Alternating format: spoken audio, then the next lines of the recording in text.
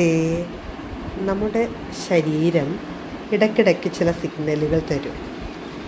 വലിയ ദീർഘനാളായി ഓടിക്കൊണ്ടേയിരിക്കുന്ന വ്യക്തികളൊക്കെ ശ്രദ്ധിച്ചാൽ മനസ്സിലാകും, അവർക്ക് ഇടയ്ക്കിടയ്ക്ക് ഇതുപോലെ എന്തെങ്കിലും പെയിനായിട്ടോ, ഷോൾഡർ പെയിനോ മുട്ടുവേദനയോ അങ്ങനെയായിട്ടൊരു പെയിൻ എവിടെയെങ്കിലുമൊക്കെ ഫീൽ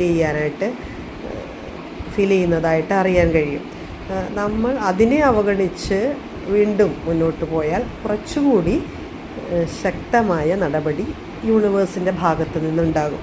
കുറച്ചുകൂടി വലിയ അളവിൽ നാം ശ്രദ്ധിക്കത്തക്ക രീതിയിലുള്ള വേദനയൊക്കെ തന്നു നോക്കും. ഇനി അതും നാം നോക്കുന്നില്ല, അതിനെയും നമ്മൾ ടേക്ക് കെയർ ചെയ്യുന്നില്ല, വേണ്ട രീതിയിൽ അതിന് റെമഡി എടുക്കുന്നില്ല എങ്കിൽ യൂണിവേഴ്സ് അടുത്ത സ്റ്റെപ്പ് നോക്കും. കാരണം ഇതിനേക്കാൾ വലിയതെന്തോ വരാൻ ഉണ്ട്. അതിനെ ഒഴിവാക്കാൻ വേണ്ടിയിട്ടാണ് ഇങ്ങനെ ചെറിയ ചെറിയ റെമഡി വാണിംഗ് തരുന്നത്. അപ്പോൾ അതനുസരിച്ച് അവിടെ ഒരു റിപ്പയർ വർക്ക് മെക്കാനിസം ഉണ്ടാക്കിയെടുത്താൽ ഫർദർ ഉണ്ടാകാൻ പോകുന്ന ദുരന്തങ്ങളെ ഒഴിവാക്കാമെന്നതാണ് ഈ വാണിംഗ്. അപ്പോൾ നമ്മൾ ആദ്യത്തെ വേദനയും രണ്ടാമത്തെ വേദനയും ഒക്കെ അവഗണിച്ചു.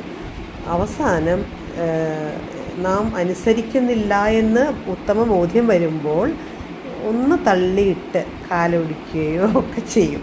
അപ്പോൾ അങ്ങനെ വരുമ്പോൾ നാം വലിയ ദുരന്തങ്ങളിൽ നിന്ന് ഒഴിവാകുകയും ചെയ്യും, ഒരു റെസ്റ്റ് എടുക്കുകയും ചെയ്യും. അതിന് റെമഡി എടുക്കും. പിന്നെ ഒരു റെസ്റ്റ് വേണം എന്നുള്ളതിൻ്റെ കമ്പൽസറി റെസ്റ്റ് നമുക്ക് തരികയും ചെയ്യും. അപ്പോൾ വാണിങ്ങുകളെ, ശരീരം നൽകുന്ന വാണിംഗ് സൂചനകൾ അവഗണിക്കാതിരിക്കുക. Thank you.